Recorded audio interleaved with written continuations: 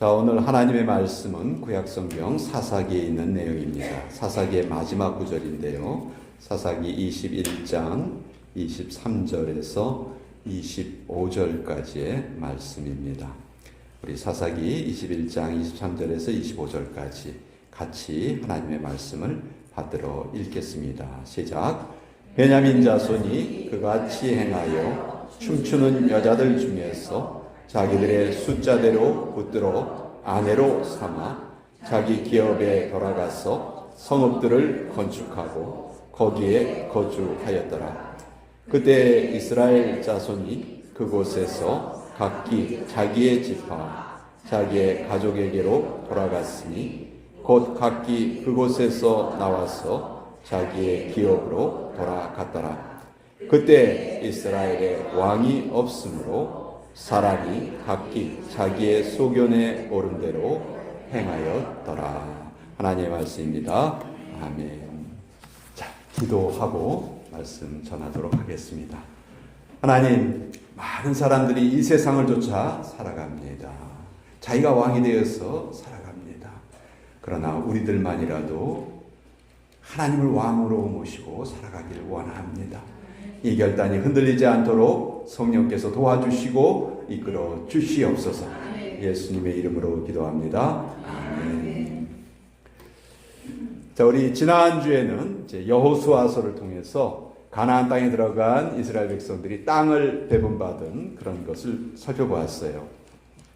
자, 땅을 다 배분한 후에 여호수아가 110세를 일기로 죽습니다. 그리고 여호수아가 죽은 후에 사사기가 시작이 되는데요.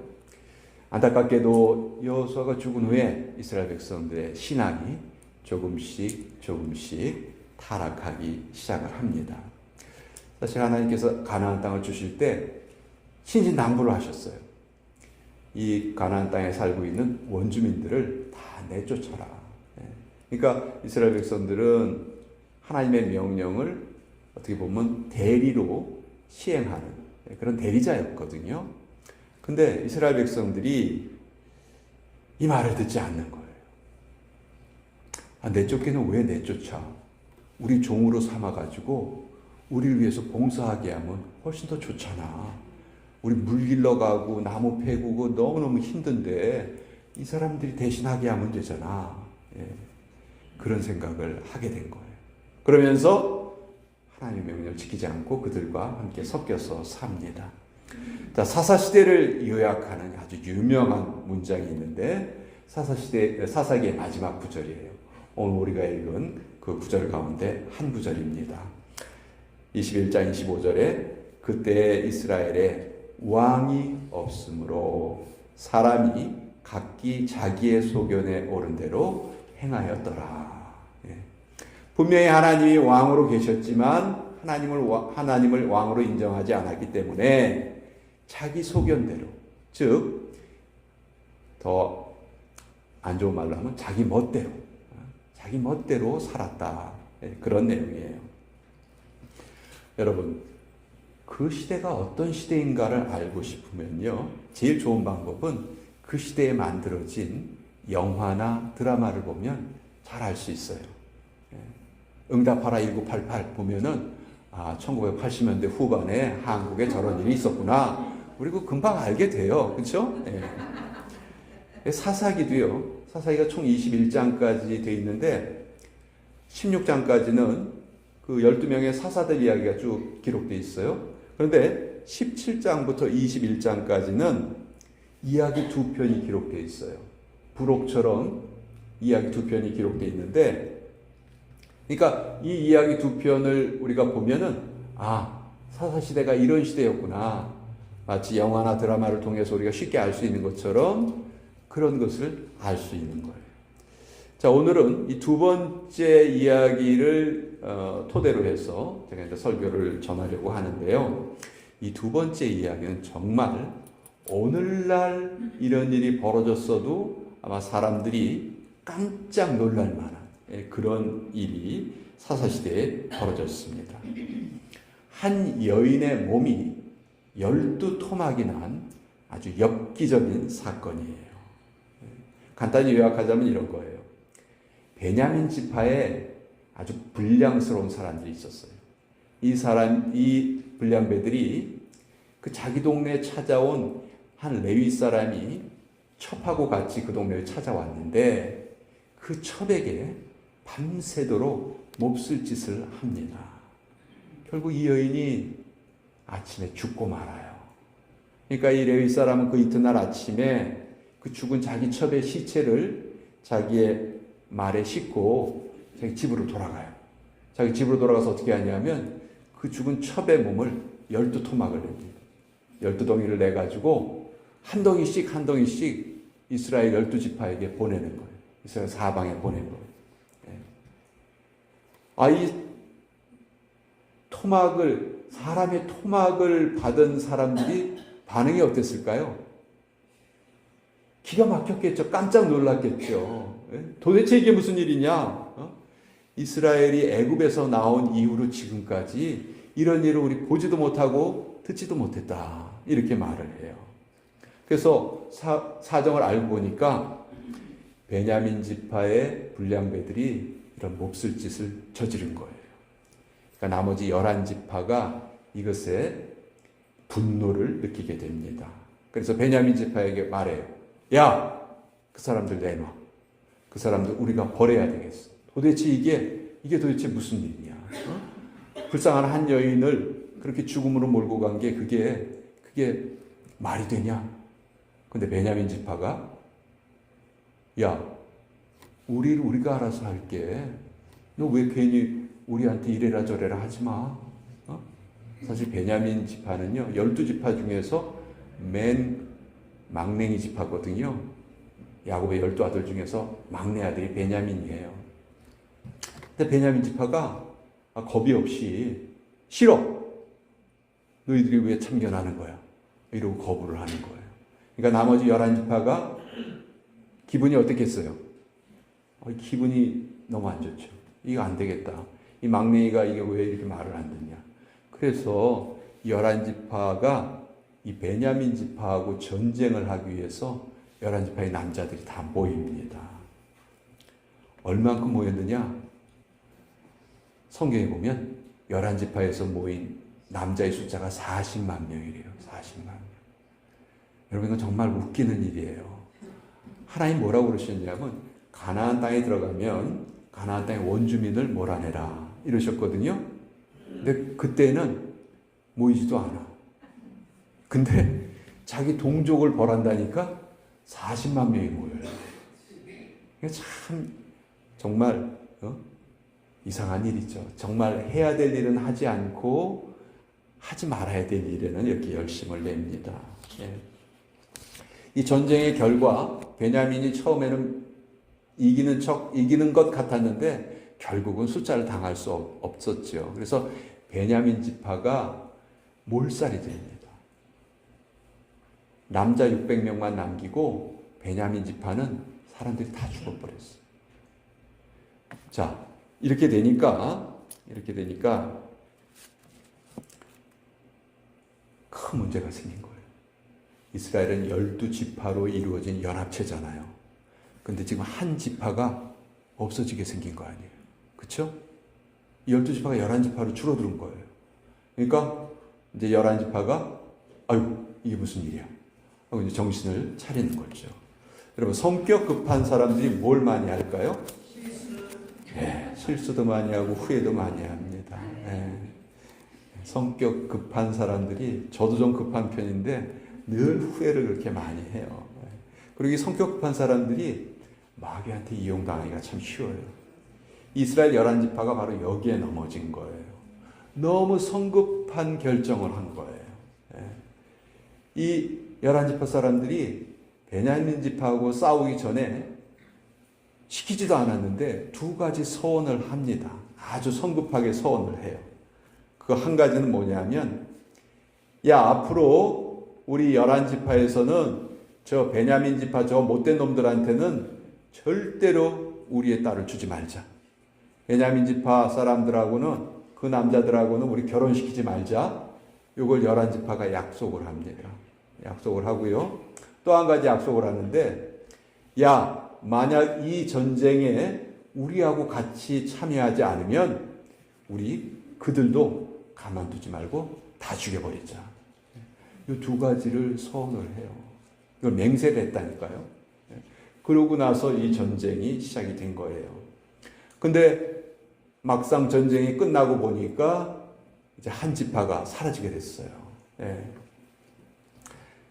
근데 뭐라고 이들이 말하냐면요. 참 웃겨요. 사사기서 21장 3절에 이 11지파가 하나님께 이렇게 말합니다. 이스라엘의 하나님 여호와여, 어찌하여 이스라엘에 이런 일이 생겨서 오늘 이스라엘 중에 한 지파가 없어지게 하시나이까? 누가 죽여놨어요? 자기들이 죽였잖아요. 자기들이 죽여놓고 그 책임을 지금 누구한테 떠넘기는 거예요? 하나님, 어떻게 이런 일이 생겼습니까? 참. 이게 이 시대의 이 이스라엘 백성들의 신앙의 모습이었다는 거예요. 지금 이 상황은 자기들이 만든 거예요. 하나님이 영하신 일도 아니고 하나님이 행하신 일도 아니에요. 자기들의 본성을 따라서, 그 죄악된 본성을 따라서 행한 일이에요. 그런데 이들은 하나님을 원망합니다. 그 원망으로 끝나는 것이 아니에요. 여기에서 하나님께 이 원망을 하기 전에 뭘 해야 되냐면, 하나님, 이거 어떻게 해야 되죠? 우리가 큰 실수를 한 것 같은데 하나님, 이걸 해결할 수 있는 방법을 알려주세요. 사실 자기가 잘못한 걸 알았다면 하나님의 도우심을 구하는 게 가장 중요한 일이잖아요. 근데 이 11지파가 그걸 안 하는 거예요. 하지 말라는 원망을 하고요, 하라는 도움 구하는 거는 하지 않았어요. 그러니까 이게 또 다른 비극을 만들어냅니다. 자, 지금 베냐민 지파는 대가 끊기게 생겼어요. 남자 600명만 남았고 여자는 한 사람도 없어요. 다 죽었어요. 자기들이 다 죽여버린 거예요. 자, 그러니까 이 600명의 남자들은 장가를 갈래야 갈 수가 없어요. 그렇죠? 여자들이 없는데 어떻게 장가를 가요? 그리고 또 11지파가 아까 무슨 소원을 했다고 그랬죠?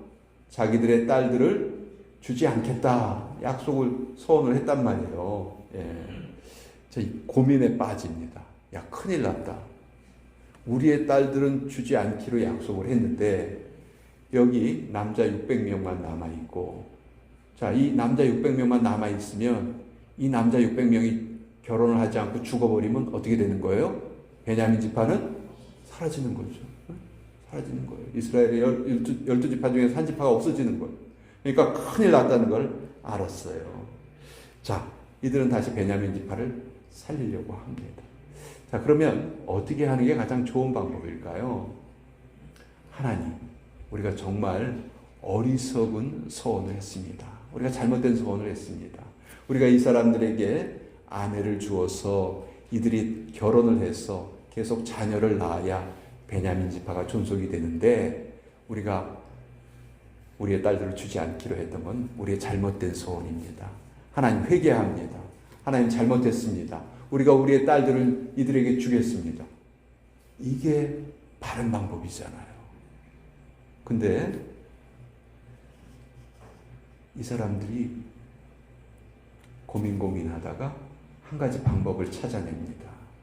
그게 아까 두 번째 소원하고 관계가 있어요. 두 번째 소원이 뭐였어요? 우리하고 같이 전쟁에 참여하지 않는 놈들은 다 죽여버린다. 이게 두 번째 소원이었잖아요. 근데 이렇게 쭉 살펴보니까 마침 전쟁에 같이 참여하지 않은 사람들이 있었어요. 길르앗 야베스 사람들이 이 전쟁이 잘못됐다는 걸 알고 참여를 안 했어요. 그랬더니 이 11지파가 어떻게 하냐면 군사 12,000명을 길르앗 야베스로 보냅니다. 그래서 거기서 또 남자들을 다 죽여버려요. 그리고 결혼하지 않은 여자들만 골라와요. 베냐민을 살리겠다고 또 불필요한 살인을 저지른 거예요. 그래서 거기서 데려온 여자가 400명이었어요. 자,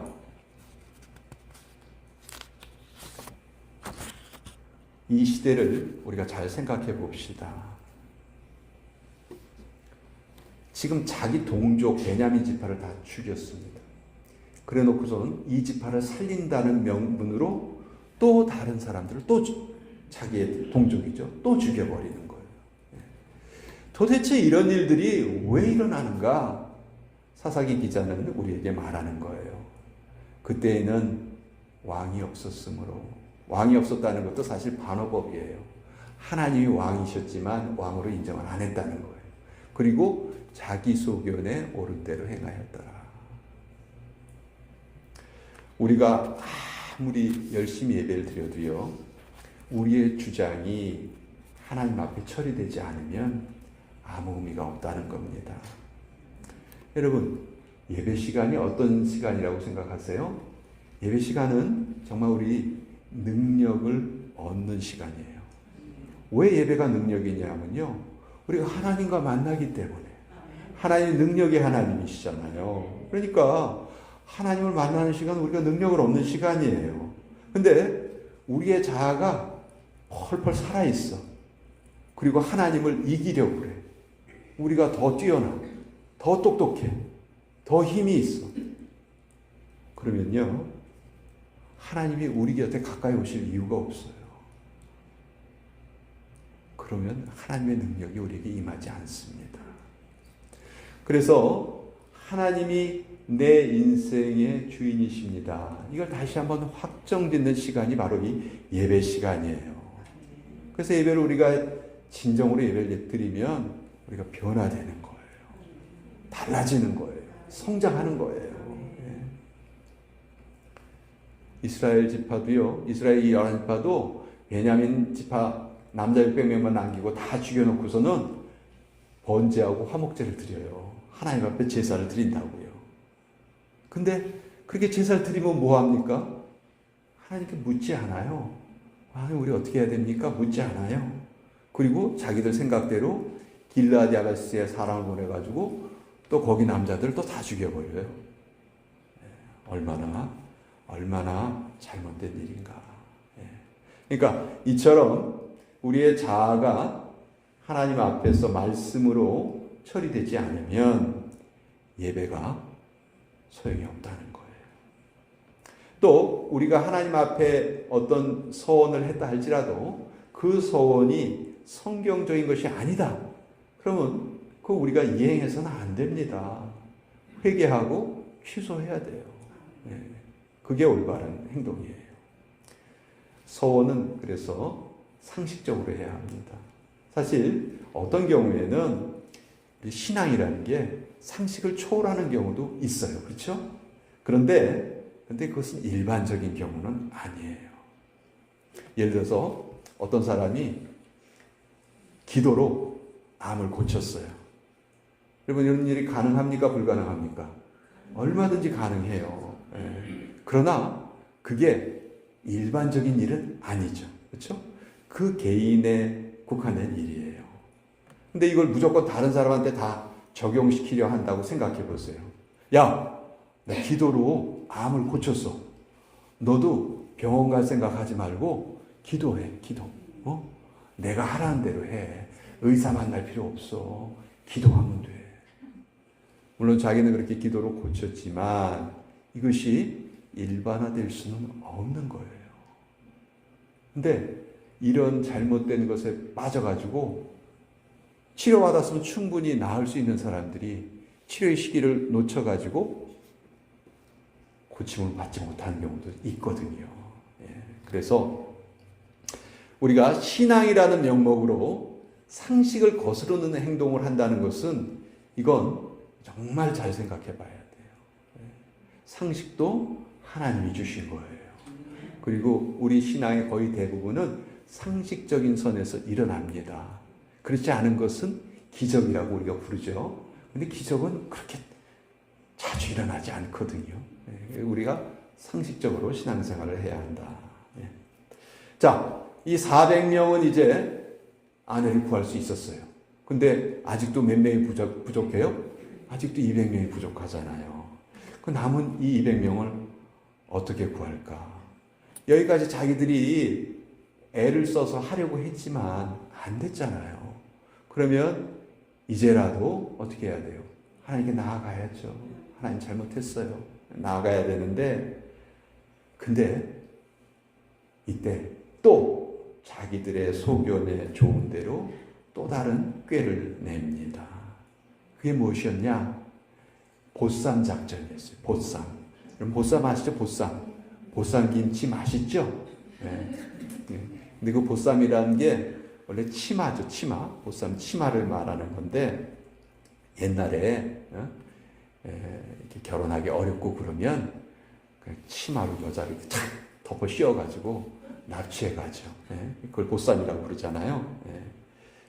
이스라엘 이 11지파가 생각해낸 게 바로 이 보쌈 작전이에요. 당시에 언약궤가 실로라는 곳에 있었어요. 거기에서는 매년 축제가 열립니다. 축제가 열리면 당연히 그 축제에 참여해서 함께 춤추면서 예배하는 그런 여인들이 있었어요. 그것을 알고서 이 11지파가 베냐민 지파의 남은 200명에게 뭐라고 얘기하냐면, 야, 저 실로에 가면은 여호와의 축제 때 춤추는 여자들이 있어. 너희들 가서 1인당 1명씩 납치해와. 그래서 너희의 아내를 삼어. 그러면 너희 베냐민 지파 600명이 이제 다 아내를 얻을 수 있으니까 이제 너희 지파는 멸절되지 않을 거야. 빨리 가. 실제로 이 200명이 이 일을 그대로 합니다. 이 붙잡혀간 200명의 여자들은 도대체 무슨 잘못인가요? 아무 영문도 모르고 여호와의 축제에 갔다가 자기 인생이 완전히 다 바뀌었어요. 하나님의 축제에 예배하러 간 예배자들이었다니까요. 근데 강제 납치된 거예요. 그러니까 길르앗 야베스의 400명의 여인들도 마찬가지. 이 실로에서 춤추던 200명의 여인들도 마찬가지. 이들은 정말 마음에도 없는 그런 베냐민 그 지파의 남자들에게 끌려가고 만 거예요. 이들의 이후의 삶이 얼마나 참 눈물도 많이 흘리고 한이 맺혔을까. 결국 아까 제가 그 시대에 만들어진 드라마를 보면 그 시대를 알 수 있다고 했는데, 이 사사시대의 이야기를 보면 우리가 뭘 알 수 있는 거예요? 사사시대가 어떤 시대인지를 알 수가 있는 거예요. 자기 소견대로 사는 삶이 얼마나 잘못된 삶인지 이걸 통해서 우리에게 보여주는 겁니다. 하나님을 왕으로 모시지 않는 사람들, 하나님의 말씀을 저버린 인생들, 사실 사람답게 살 수가 없어요. 괴물이 되고 맙니다. 오늘 설교의 제목이 자기 소견의 결과는 뼈저린 후회다. 이것이 오늘의 제목인데, 여러분, 오늘날 우리가 사는 시대가 사사시대하고 다른가요? 어떤 신학자는 우리는 지금 사사시대를 살아가고 있다. 그렇게 말하기까지 했어요. 자, 우리가 이 사사시대의 죄를 반복하지 않으려면 어떻게 해야 될까? 여러분, 정말 작은 것부터 우리 주의해야 됩니다. 바늘도둑이 뭐가 되죠? 소도둑돼요. 죄는요, 죄 하나로 끝나지 않아요. 반드시 죄는 다른 죄를 몰고 와요. 이 11지파가 처음에 잘못된 죄를 저지르니까 계속 시리즈로 죄가 딸려오는 겁니다. 그리고 두 번째, 우리가 죄를 깨달았을 때는 어떻게 해야 되는가? 철저하게 그것을 회개하면서 그것을 고쳐야 되지, 잔머리 쓰면 안 된다는 거예요. 이 11지파는 계속 잔머리를 씁니다. 하나님, 우리가 베냐민 지파에게 큰 잘못을 했습니다. 용서해 주세요. 우리가 우리 딸 죽였습니다. 이랬으면 되는데 그걸 하지 않으니까 길르앗 야베스에서 또 무고한 생명들이 죽어가고, 또 실로에서 하나님께 예배드리던 여인들이 또 납치를 당하고, 이런 일이 벌어지는 거죠. 회개하는 게 미련한 길이 아닙니다. 가장 지혜로운 일입니다. 자, 사사기를 우리가 보통 문제의책이다 이렇게 불러요. 문제가 한두 가지가 아니거든요. 근데 사사기는 그 여러 가지 문제의 근본 원인이 무엇인지를 우리에게 알려줘요. 사사시대의 근본 원인은 무엇인가? 왕이 없었다는 거예요. 왕이 없었다는 건 아까도 말씀드렸지만 하나님이 왕이셨지만 왕으로 인정하지 않았다. 그렇게 왕으로 인정하지 않으니까 여러 가지 문제들이 나타났다. 그러니까 사사기는 역설적으로 무엇이 필요하다는 걸 우리에게 알려줍니까? 우리의 인생에는 뭐가 필요하다? 왕이 필요하다. 우리의 왕은 누구시죠? 하나님이시다. 우리의 삶에는 하나님이 꼭 있어야 한다. 이것이 우리 인생의 모든 문제를 해결하고 가장 지혜롭게 살아가는 길이다. 우리 모두 하나님을 왕으로 모시고 복된 인생을 살아가신 저와 여러분 되시기를 축원드립니다. 기도하겠습니다. 아버지 하나님, 이스라엘 백성들은 가나안 땅에 들어가기만 하면 잘 살 줄 알았습니다. 그러나 자신들의 왕인 하나님을 왕으로 인정하지 않고 자기 소견에 옳은 대로 살려고 했습니다. 아버지, 그 결과 사사기에는 정말 많은 비극들이 일어나게 됩니다.